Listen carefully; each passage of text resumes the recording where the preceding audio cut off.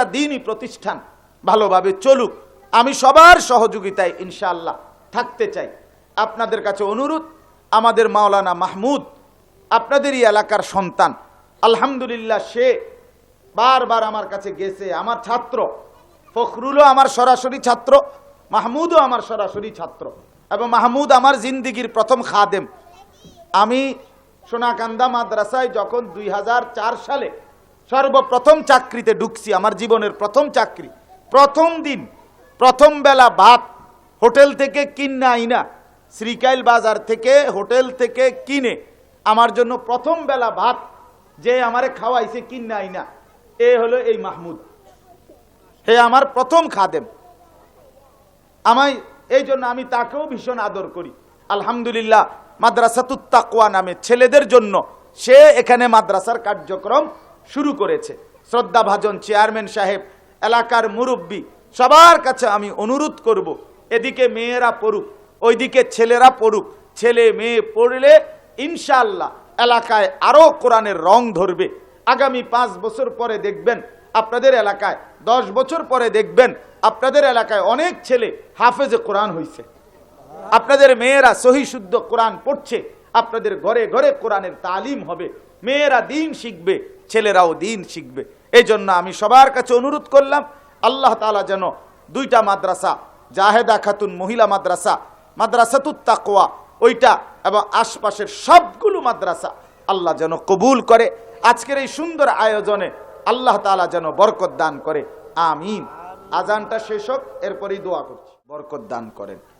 নিঃসন্দেহে আপনারা ভালো কাজের পক্ষে থাকাতে, আল্লাহর কোরআন রসুলের সুন্নাহ এর পক্ষে থাকার বরকতে অবশ্যই আপনারা কদম কদম প্রতি পদক্ষেপেই নেকি পাবেন। আমাদের এখানে শ্রদ্ধাভাজন চেয়ারম্যান সাহেব এবং এলাকার বিশিষ্ট গণ্যমান্য ব্যক্তিবর্গ, ওলামায়ে কেরাম এবং সর্বস্তরের মুসলিম জনগণ, আপনারা সবাই এসেছেন। আলহামদুলিল্লাহ মাওলানা ফখরুল আজকে 1টি বছর এই মাদ্রাসাটাকে নিয়ে যথেষ্ট পরিমাণ ফিকির করছে। আমি ব্যক্তিগতভাবে শত ব্যস্ততার ভিতর দিয়েও আমারে বিরক্ত করে হলেও সে যেই কোনো বিষয়ে পরামর্শ করতে চেষ্টা করে। অনেক সময় আমি দেখি আমার মসজিদে অথবা কোথাও আমার মাহফিলে এই শুধু 2টা কথা বা একটা কথা জিজ্ঞেস করার জন্য আমার পিছে পিছে ঘুরে অনেকক্ষণ থাকে। 2 ঘন্টা 5 ঘন্টা ঘুরাও হয়তো একটা কথা জিজ্ঞেস করার সুযোগ পাইছে, ওইটা জিজ্ঞেস করে এরপরে আসে। তাহলে এই বিষয়টা গুরুত্বপূর্ণ। ইনশাআল্লাহ মহল্লার সবাই, আমাদের শ্রদ্ধেয় চেয়ারম্যান সাহেব আন্তরিকভাবে বাচ্চাদের এই পুরস্কার, অভিভাবকদের জন্য পুরস্কার, সব মিলাইয়া আমাদেরকেও পুরস্কার দিলেন। এরপরে মেম্বার সাহেব, সেদিন আমি রাত্রে আপনার মাহফিলে আসছিলাম মাওলানা সিরাজুল ইসলাম জামে মসজিদে, মেম্বার ভাই কথা বলছেন, সার্বক্ষণিক আন্তরিকতা। এলাকার সব মুসলমান, আপনারাও এই মাদ্রাসাটাকে আপন করেছেন, নিঃসন্দেহে এটা আপনাদের জন্য অনেক বড় সুফল বয়ে আনবে। যে যেভাবে জুটছেন আপনি ভাগ্যবান হবেন, লস হবে না। আপনাদের মেয়েরা যদি দিন শিখে, আপনাদের কন্যারা যদি দিন শিখে, এলাকা সুন্দর থাকবে, পরিবেশ ভালো থাকবে। অশ্লীলতা, বেহায়াপনা, নোংরামি, জিনা, ব্যভিচার, যেই কোনো রকমের ফাহেসা, এর থেকে সমাজটা পবিত্র থাকবে। মনে রাখবেন, একজন নারী চরিত্রবান হওয়া, একটা মেয়ে চরিত্রবান হওয়া, এটা অনেক বড় বিষয়, অনেক বড় বিষয়। কোরআনুল কারীমের মধ্যে স্পষ্ট আছে এই কথা, ইন্নামা ইউরিদুল্লাহু লিইউযহিবা আনকুমুর রিজসা আহলাল বাইত ওয়া ইউতাহহিরাকুম তাতহীরা। আল্লাহ তাআলা বলেন, নিশ্চয়ই আমি আল্লাহ চাচ্ছি নারী, পবিত্রা নারীর মাধ্যমে, চরিত্রবান নামাজি নেককার নারীর মাধ্যমে তার পুরাটা ঘর পবিত্র করে দিতে। এটা কোরআনের আয়াত। তার মানে এ কথা স্পষ্ট, কোন ঘরের মেয়ে যদি, স্ত্রী, মেয়ে, কন্যা, বোন, মা, এরা যদি চরিত্রবান হয়, নামাজি হয়, এরা যদি পর্দানশীল হয়, তো আল্লাহ তাআলা নিজে বলে ওই মেয়েটার বরকতে, ওই মেয়েটার উত্তম গুণের কারণে আমি আল্লাহ শুধু তাকে না, তার গোটা ঘর, তার গোটা ফ্যামিলিটা পবিত্র করে দেব। তাইলে এটা অনেক বড় ব্যাপার। এই জন্য একটা মেয়ের চরিত্র, একটা মেয়ের পবিত্রতা অনেক গুরুত্বপূর্ণ বিষয়।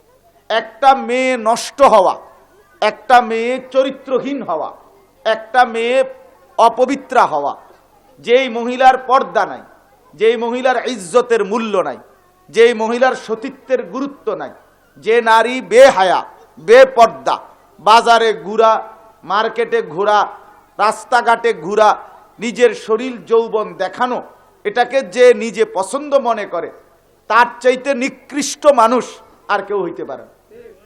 এটা একদম পচা দুর্গন্ধা একটা নিকৃষ্ট মানুষ, আর কিচ্ছু, সে নারী না। হাদিসে আল্লাহ রাসূল সাল্লাল্লাহু আলাইহি ওয়াসাল্লাম স্পষ্ট বলছেন, আল মারআতু আওরাতুন, নবীজি বলছেন নারী বলে কাকে, এক শব্দ বলছে নবী, নারী বলে তাকে, আওরাতুন, যে নিজেকে আড়াল রাখে, নিজেকে যে লুকিয়ে রাখে, নিজেকে যে পবিত্র রাখে, নিজেকে যে আড়ালে রাখে। আওরাত মানে গোপনে রাখার বস্তু, তাকে বলে আওরাত। তাহলে আল্লাহ রাসূল বলেছেন নারী কাকে বলে, আওরাতকে বলে, আড়ালে থাকে যে তাকেই বলে নারী।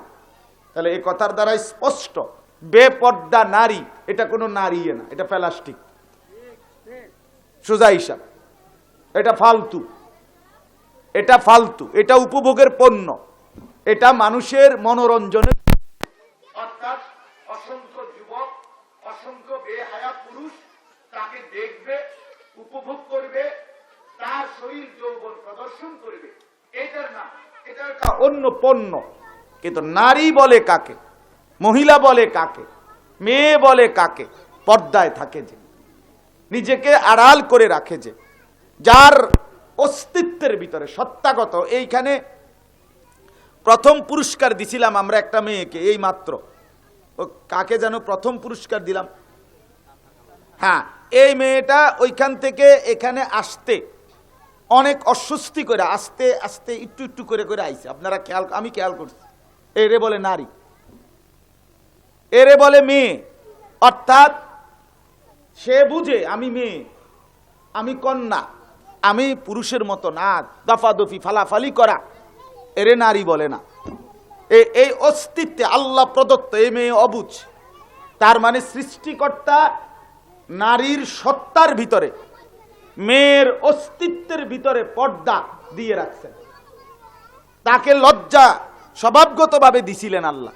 কিন্তু অসংখ্য নারী টেলিভিশনের ফান্দে পইরা, নাটক সিনেমার ফান্দে পইরা, রাস্তার পুরুষের ফান্দে পইরা, বখাটে কোনো যুবকের প্রলোভনে পইরা নিজের ইজ্জত, নিজের পর্দা, নিজের সতীত্ব ওই নাটক সিনেমার নর্তকী দেখা ভুলে গেছে। আরে নাটক সিনেমার নর্তকী তো অল্প, নেককার পবিত্রা নারী এখনো পৃথিবীতে, আমার এই বাংলাদেশেও চরিত্রবান, পর্দানশীল, ধর্মভীরু নারী এখনো কোটি কোটি। সিনেমার নায়িকা অল্প, বেপর্দা বেডি অল্প কয়জন, অসভ্য নারী অল্প, নেককারী বেশি, চরিত্রবানই বেশি। তাহলে নারীর সত্তার ভিতরে, নারীর অস্তিত্বের ভিতরে পর্দা, পর্দা আছে। এটা যখন কেউ নষ্ট করে ফেলে তখন সে আর নারী থাকে না, সে আর মানুষ থাকে না।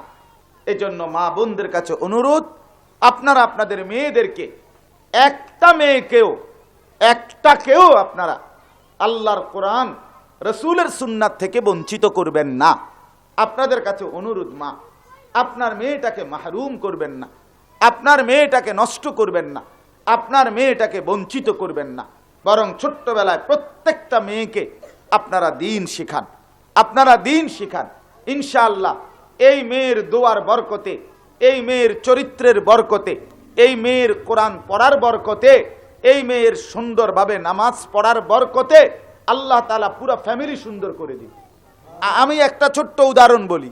আমার 4টা ছেলে মেয়ে, আমার 2 মেয়ে 2 ছেলে, আমার বিবি মাদ্রাসায় পড়ুয়া আলেমা, তাহলে আমার স্ত্রী মাদ্রাসায় পড়ছে, আলেম আসে, এখন আমার এই 4টা ছেলে মেয়ের কোরআন শরীফ সহি শুদ্ধ পড়া, সকালবেলা ফজরের নামাজের জন্য তুলা, এদেরকে কোরআন শরীফ শোনা শিখা।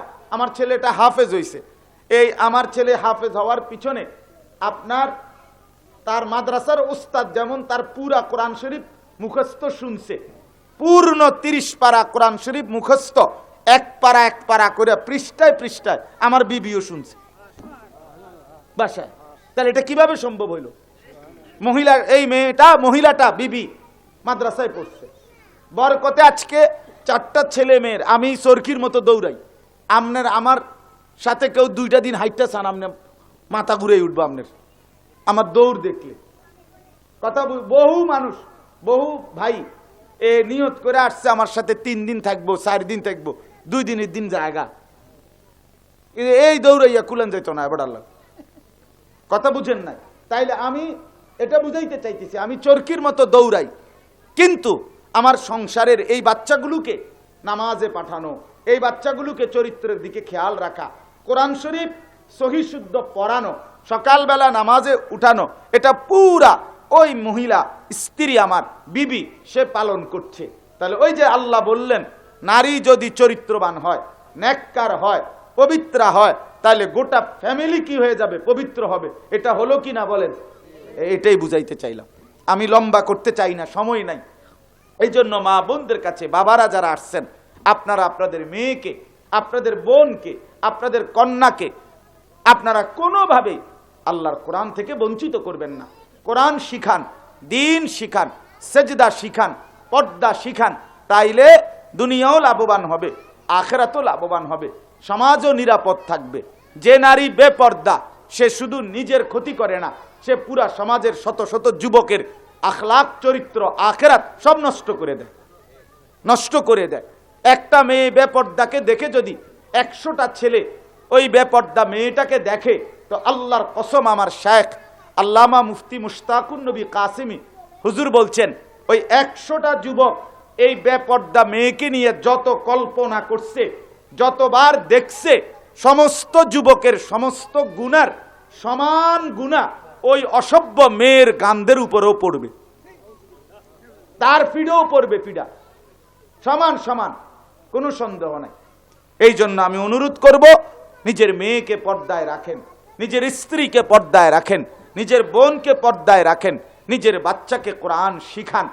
আল্লাহ তাআলা এই মাদ্রাসাটাকে কবুল করেন। ফখরুল অনেক ফিকির করে, অনেক দৌড়ঝাঁপ করে, চেষ্টা করে। আমি সেদিন রাতেও আরেকবার আসছি, এই তো 2 দিন হয় মাত্র, 26 তারিখ, ওই রাত্রেও আবার আসছি আমি, আবার এখনো আসলাম। চেয়ারম্যান ভাই আমাদের, আমি সে বেচারা আবুল কালাম ভাই যখন চেয়ারম্যান হয় নাই তখন থেকে আমার ওনার সাথে পরিচয়, চেয়ারম্যান হয়েছে তো পরে, এর আগ থেকেই আমি ওনার সাথে আন্তরিকতা, সম্পর্ক, পরিচয়। আমাদের হজরত মাওলানা আব্দুল বাতেন সাহেব হুজুর, এলাকার মাস্টার সাহেবরা, ইমাম সাহেবরা, বলা চলে এটা সত্যিই কথা, উনি যেটা বলছেন। আমি মুরাদনগর আমারই মনে করি সব সময়। আমি আজকে 18 বছর, গুনতে গুনতে 18 বছর আমার এই অল্প স্বল্প ওয়াজের জিন্দিগি। এই 18 বছরে আলহামদুলিল্লাহ এমন কোনো বছর নাই যে এই বছরে আমি 2, 4, 10 বার 20 বার মুরাদনগর আসি নাই। তাহলে এটা আমার আপন জায়গা। এই জন্য আমি চাই এখানকার প্রত্যেকটা মাদ্রাসা